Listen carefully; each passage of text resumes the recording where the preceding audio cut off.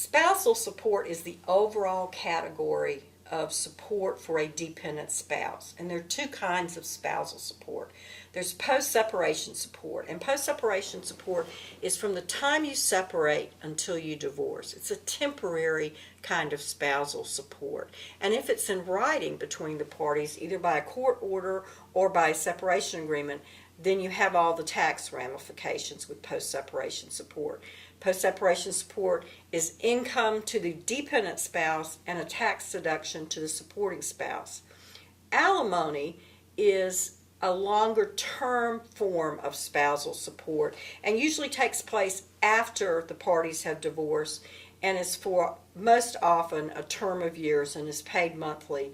And again, there are tax ramifications. Alimony is income to the dependent spouse and it's a deduction to the supporting spouse. The biggest questions that you have about spousal support are, how much am I going to have to pay the dependent spouse, and for how long is it going to be paid?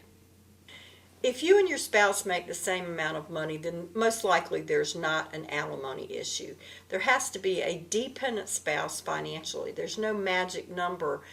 Certainly if the spouse makes twice as much or a third as much after the child support obligations are met, then the spouse who makes the lesser amount and has that history of making a lesser amount is a dependent spouse financially. So the courts want to order some type of spousal support to bring the parties more into what they were before they separated.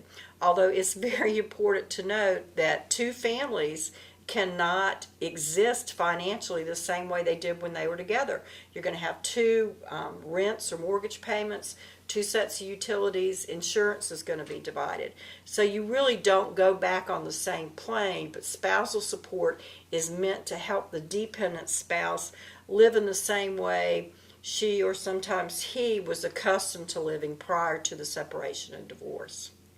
Adultery doesn't in and of itself mean that the spouse is going to get alimony. It used to be that it was a requirement. Now, adultery can affect alimony because if the dependent spouse commits adultery, then that bars her from, or him, from receiving alimony because there has been fault committed. However, a judge can look at the situation and order alimony, but generally speaking, adultery is a bar for the dependent spouse.